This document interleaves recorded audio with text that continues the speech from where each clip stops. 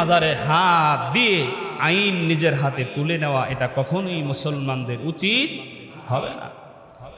তবে এখন আমাদের বলিষ্ঠ কণ্ঠে যেসব মাজারগুলোতে অবৈধ কাজ হয়, শিরিক হয়, বিদআত হয়, এসব শিরিক বিদআতের বিরুদ্ধে আমাদেরকে কঠিনভাবে প্রত্যেক মসজিদে মসজিদে, মহল্লায় মহল্লায়, মাহফিলে মাহফিলে বয়ান করে করে সহজ সরল মুসলমানদেরকে সতর্ক করতে হবে।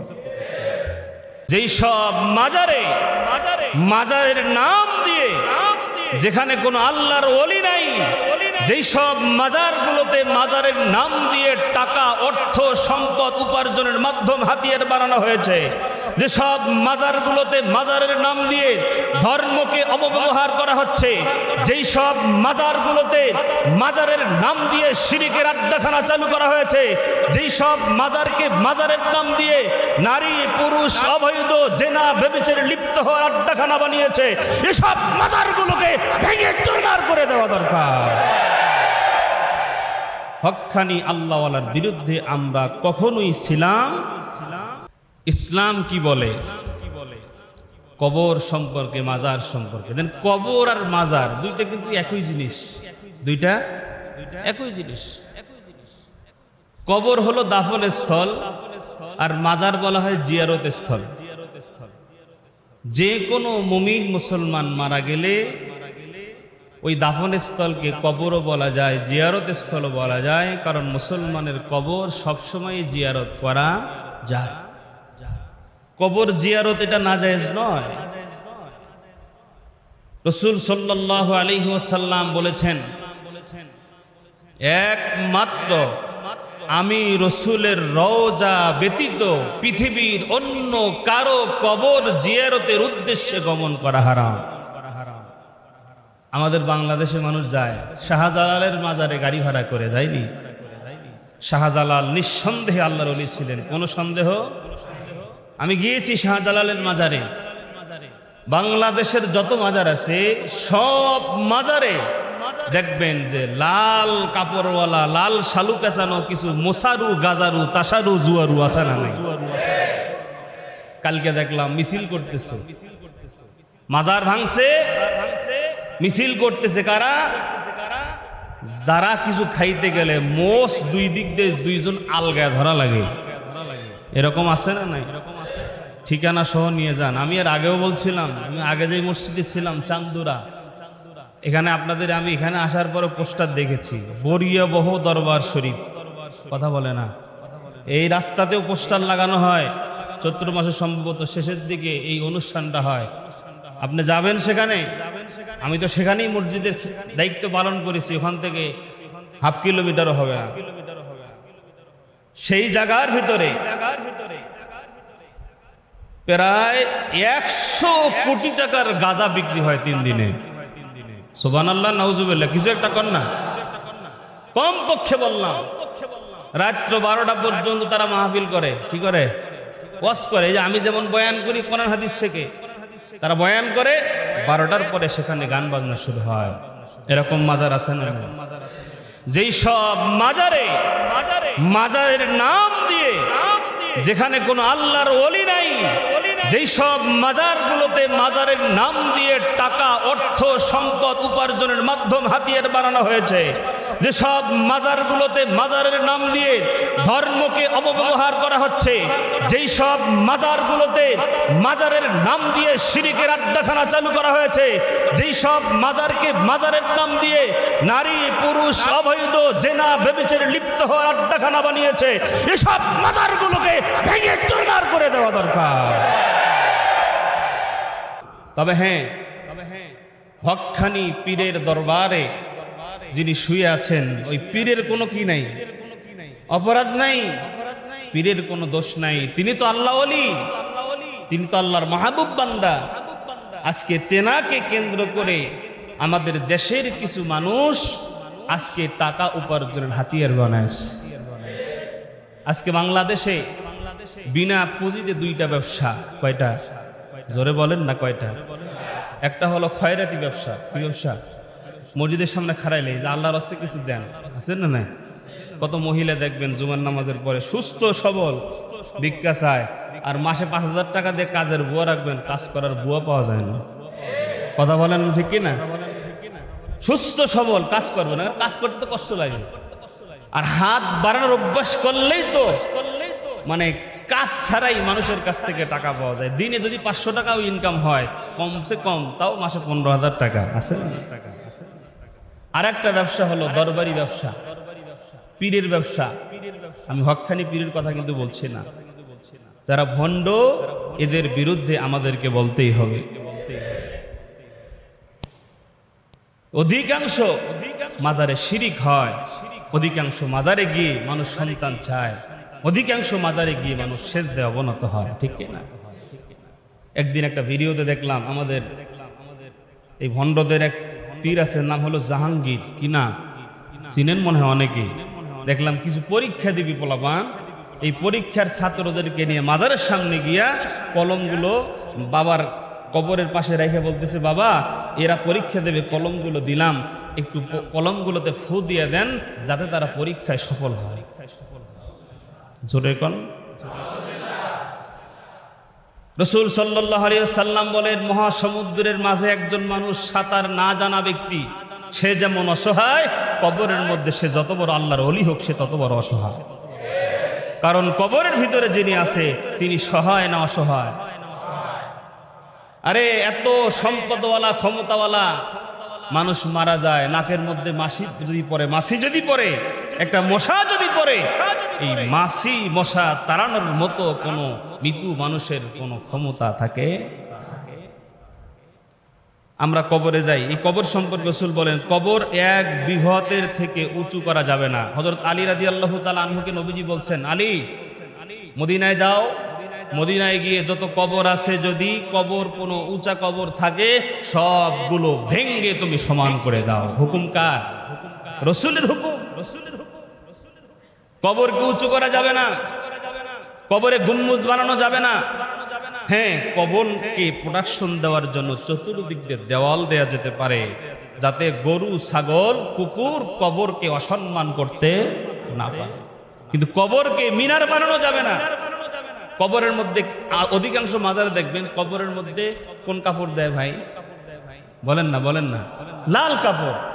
আচ্ছা, লাল কাপড় কেন? হয়তো সবুজ হইতো অথবা সাদা হইতো, লাল তো রেড সিগন্যাল।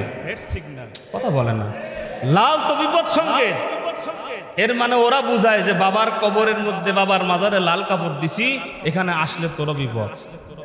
কথা কয় না, ঠিক কি না? অন্য কারণ হলে তো একটা ব্যাখ্যা ছিল, রেড সিগন্যাল, এটা তো ভালো লক্ষণ নয়, ঠিক কি না?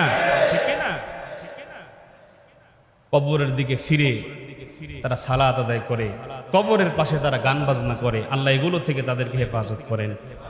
সেখানে মেলা বসে না? বসে না? বিশাল মেলা। কিসের মেলা? গাঞ্জা খাওয়ার মেলা, আছে না নাই? আর এই সব মাজারগুলোতে দেখবেন বৎসরে গরু ছাগল নিয়ে মানুষ দৌড়ায়, আছে না নাই? আবার গজল গায়, আমগো বাবার দরবারেতে যত গরু যায়, তুমগো বাবার দরবারেতে এত মানুষ নাহি হয়। আমি বলি গরুর দরবারে গরু যায় আর মানুষের দরবারে মানুষ যায়।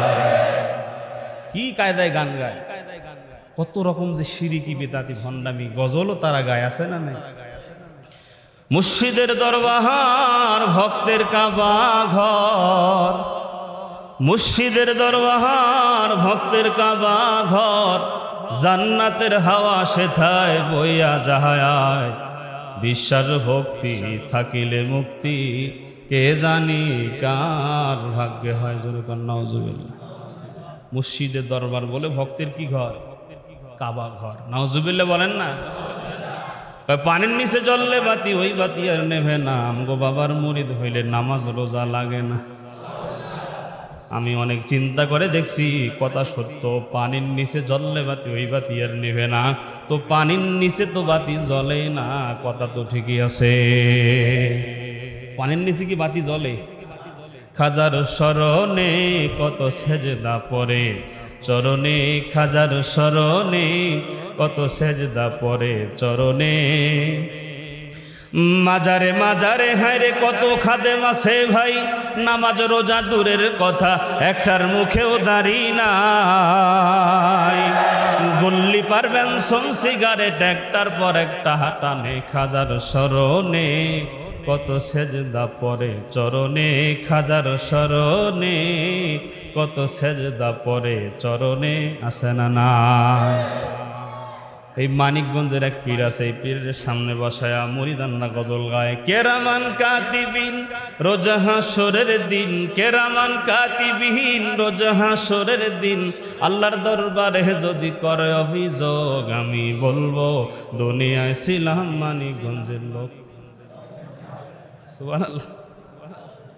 আবার কয় বলবো দুনিয়ায় ছিলাম হেলাল বাবার লোক। আছে না নাই? বাংলাদেশে এতদিন বিভিন্ন জায়গায় গোপালগঞ্জের লোককে পার পাওয়া গেছে, কিন্তু হাসরের দিনে কি মানিকগঞ্জ ফরিদপুর এরকম কোন জায়গার নাম নিয়ে মাপ পাওয়ার সুযোগ আছে নাকি?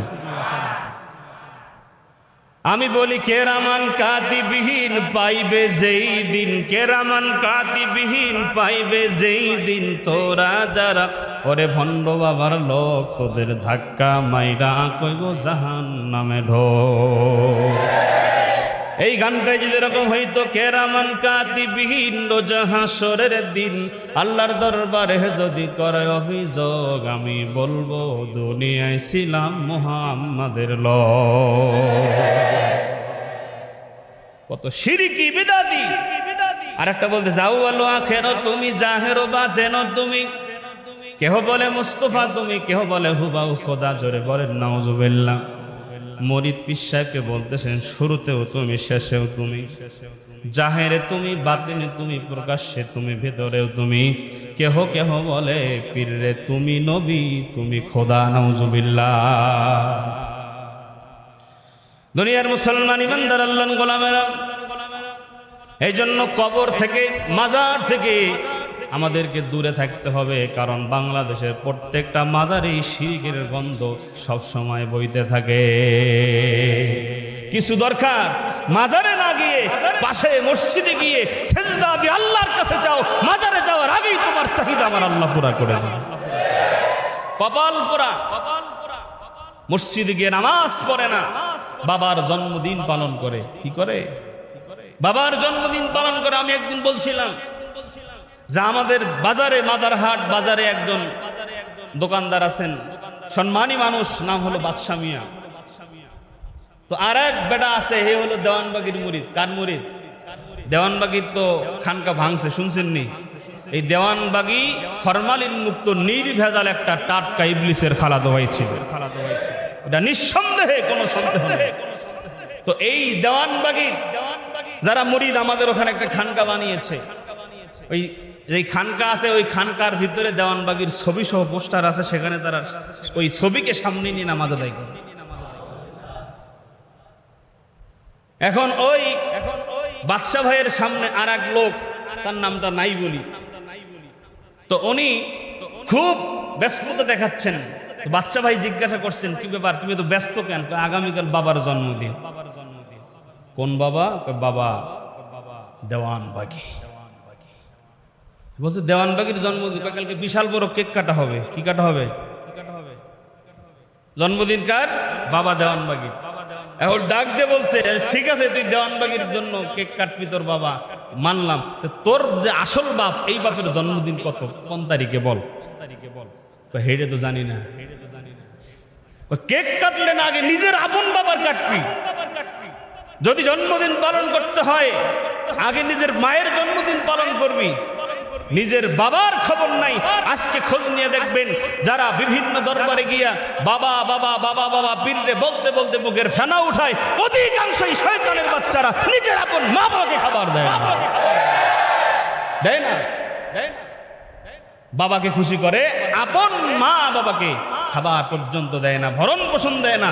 বছরে গরু নিয়ে যায়, ছাগল নিয়ে যায়, অথচ একটা মাছের মাথা আপন মারে খাওয়ায় না। অধিকাংশ এরকম মাজারের ভক্ত যারা এই কাজ করে থাকে, ঠিক কি না? এই মুহূর্তে মাজারে হাত দিয়ে আইন নিজের হাতে তুলে নেওয়া, এটা কখনোই মুসলমানদের উচিত হবে না। তবে এখন আমাদের বলিষ্ঠ কণ্ঠে যেসব মাজারগুলোতে অবৈধ কাজ হয়, শিরিক হয়, বিদআত হয়, এসব শিরিক বিদআতের বিরুদ্ধে আমাদেরকে কঠিনভাবে প্রত্যেক মসজিদে মসজিদে, মহল্লায় মহল্লায়, মাহফিলে মাহফিলে বয়ান করে করে সহজ সরল মুসলমানদেরকে সতর্ক করতে হবে। ইসলাম বিভাদ চায় না, ইসলাম সুন্দর ধর্ম।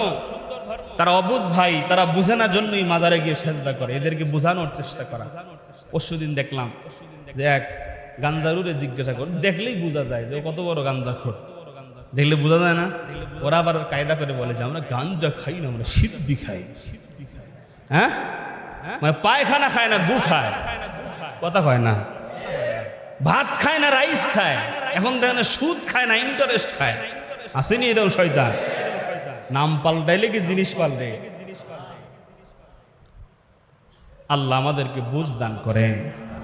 জিজ্ঞাসা করছে গাঞ্জারুরে, সূরা ফাতিহাটা বলেন। কয় আমি আমল করি না। কি কয়? কয় আমি আমল করি না। আর একজন বলছে যাক সূরা ফাতিহা কইতে গিয়ে তো দাঁত 32টা ভাঙছে। কয় সিরাতাল্লাযিনা না ইহদিনাস সিরাতাল মুস্তাকিম গায়রিল মাগযুবি আলাইহিম ওয়ালাদ-দাল্লিন, মাঝখান দিয়া নাই। এরপরে তো অশুদ্ধ তো আছেই। সূরা ফাতিহা বোমা মালতে বলতে পারে না, এরা আবার মাজারের পক্ষে রাস্তায় দাঁড়িয়ে স্লোগান দেয়, ঠিক না? আল্লাহ পাক রব্বুল আলামিন আমাদেরকে সহি রাস্তায় চলার তৌফিক দান করেন।